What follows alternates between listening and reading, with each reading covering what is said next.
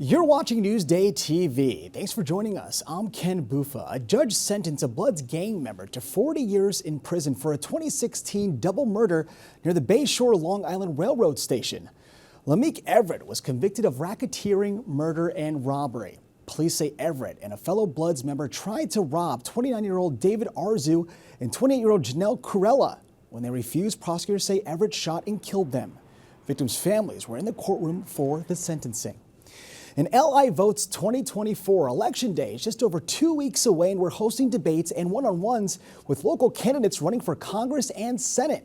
First Congressional District candidates Republican incumbent Nick LaLota and Democratic challenger John Avlon came to our studios in Melville to tackle issues that matter to Long Islanders. Among them, state and local taxes and affordable housing. We need to get back in the business of building again, but we need to do it so that communities are driving the conversation, that we're preserving open spaces and the historic nature of our communities.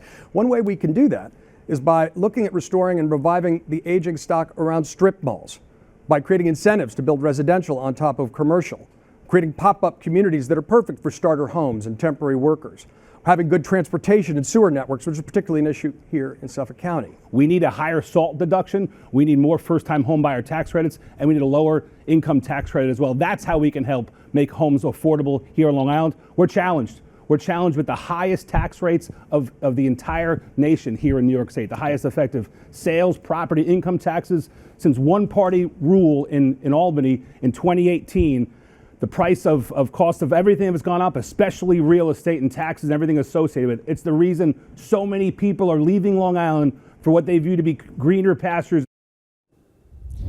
Now you can watch the debate and all of our one-on-one interviews streaming on Newsday.com starting on Monday. And a 22-year-old man is recovering after a crash that left his car overturned in Elmont. It happened on Carnegie Avenue Thursday. Nassau police say he struck two parked cars and a tree before overturning. He was transported to the hospital with multiple injuries. And in Smithtown, a work van burst into flames. You can see it there on Jericho Turnpike around noon. The elevator repair van was traveling westbound near Plymouth Boulevard when it arrived. Police say the driver managed to escape, though, without any injuries. And New York City is considering capping parts of the Cross Bronx Expressway to increase green space. Transportation officials say it could help reconnect neighborhoods and reduce noise and traffic. The expressway was built by Robert Moses, who bulldozed through communities back in 1948. Officials say the project would undo the injustice and make communities whole again. And a big day for small businesses on Long Island. More than 500 businesses registered for Nassau County's Minority Women's Business Expo. They packed the Yes We Can Community Center in Westbury. The event connects participants to related government agencies that can help them gain contracts.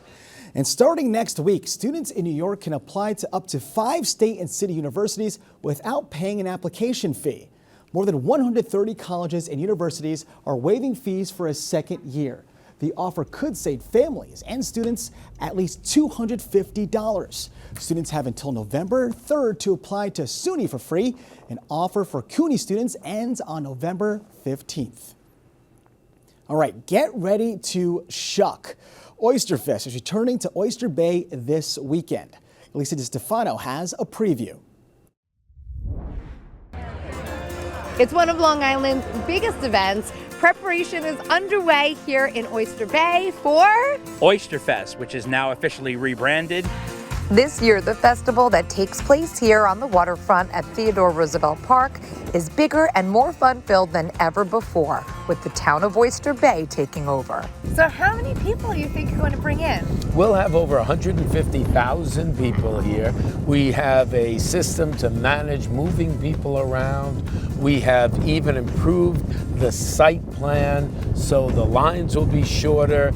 The stages are already set up. Right here at TR Park, this is the main stage. We're going to have all kinds of bands ranging from country to rock to disco. Then there's going to be the West End Avenue stage where there'll be children's entertainment, and there'll be an Audrey Avenue stage for Long Island artists. What will happen here? This is going to be the site of the oyster eating and shucking contest, which takes place Saturday at 2 o'clock. Someone has eaten over 400 within the time limit, which is around 4 minutes or so. That makes my stomach hurt just thinking about it. If you do want to eat oysters, there will be plenty of them here. The seafood will just have its own food court, but then we're standing right here in the main food court where there's going to be the biggest menu they've ever had. What are we talking? We're talking about really gourmet food trucks like the one behind me here, Roadhouse Empanadas, where you can get beef and cheese empanada or you can get banana Nutella. Ooh, now you're speaking my language. And of course, there's plenty to wash it down with that you can enjoy right here. That's right. This is the new location of the Sands Beer Garden, which takes place right here on the grass overlooking Oyster Bay Harbor. I mean, this is the best seat in the house. Look at that view. Absolutely. And there's also going to be craft brew here served by the Oyster Bay Brewing Company. And there's also going to be axe throwing. There's going to be cornhole. There's going to be a golf simulator in here. You could also watch football games on flat screens. And for the under 21 crowd, there's plenty to do too.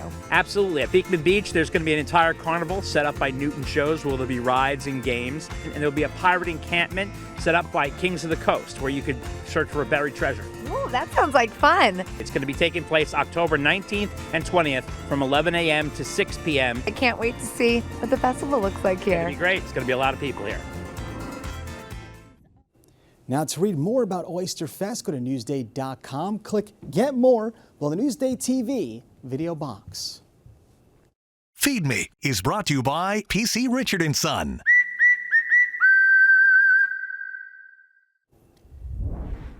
We continue our tour of some of the best restaurants on Long Island. Today, Erica Marcus has today's Feed Me TV.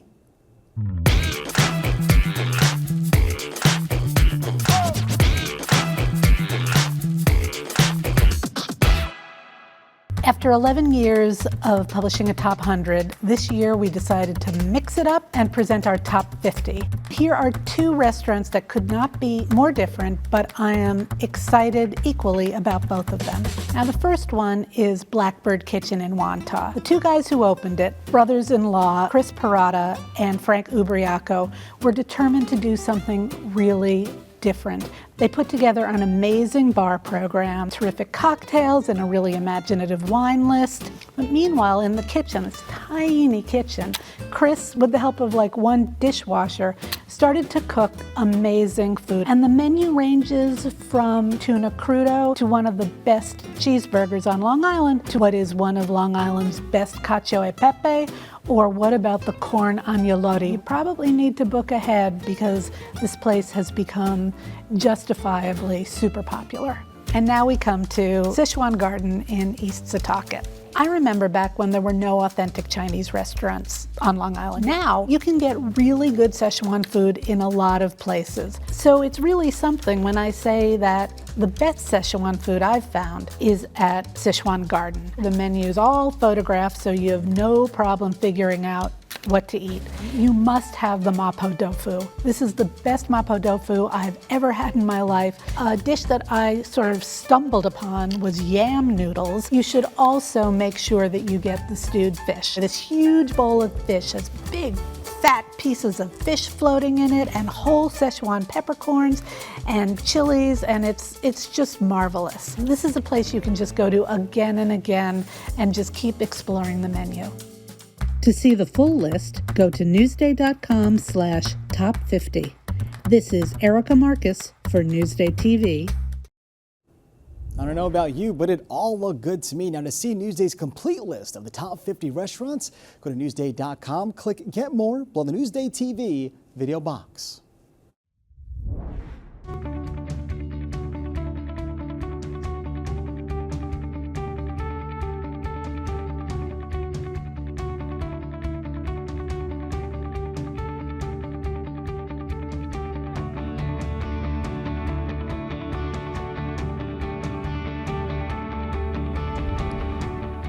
Now let's take a look at your Long Island weather, and spoiler alert, it's going to be gorgeous this weekend and going into next week. But first, tonight we're in the 40s, tomorrow near 70s, sunny pretty much all day. Obviously we start off chilly, but temps do rise throughout the day and sun will stay with us. As for that 7-day, I promise you, check out our sun graphics. You'll love to see them pretty much all through next week with temps near 75 on Monday. I'll take it. Long Island weather is brought to you by PTRC. You're watching Newsday TV. I'm Ken Buffa. Thank you so much for joining us and have a great weekend.